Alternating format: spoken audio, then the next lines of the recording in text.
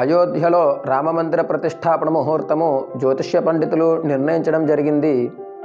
ఈ నెల జనవరి 22వ తేదీన మధ్యాహ్నము 12 గంటల 30 నిమిషాలకు మేషలగ్న ముందు అభిజిత్ గడియలో ఈ యొక్క ముహూర్తము నిర్ణయించడం జరిగింది.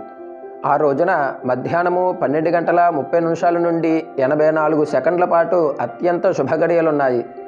రామమందిరము ముహూర్తము గ్రహస్థితి చూసినట్లయితే మేషలగ్నము, లగ్నంలో గురుడు, ద్వితీయంలో చంద్రుడు, షష్టముందు కేతువు, భాగ్యకోణముందు బుధుడు, శుక్రుడు, కుజుడు, రాజ్యస్థానముందు రవి, లాభస్థానముందు శని, వ్యయస్థానముందు రాహు. చాలా విశేషమైనటువంటి శుభస్థితి కలిగి ఉంది ఈ ముహూర్తము. అలాగే ఈ ముహూర్తము శ్రీరామచంద్ర లగ్నాత్తు రాజ్యస్థాన ముహూర్తమై ఉండడము, భారతదేశ లగ్నాత్తు చతుర్థ స్థాన ముహూర్తమై ఉండడము చాలా విశేషమైనటువంటి ఫలితాన్ని కలగజేస్తుంది.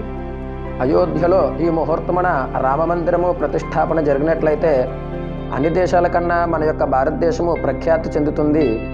హిందూ ధర్మము మరింత అభివృద్ధి చెందుతుంది.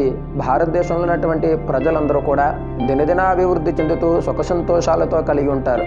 అత్యంత పవిత్రమైనటువంటి ఈ ముహూర్తము. జై శ్రీరామ్.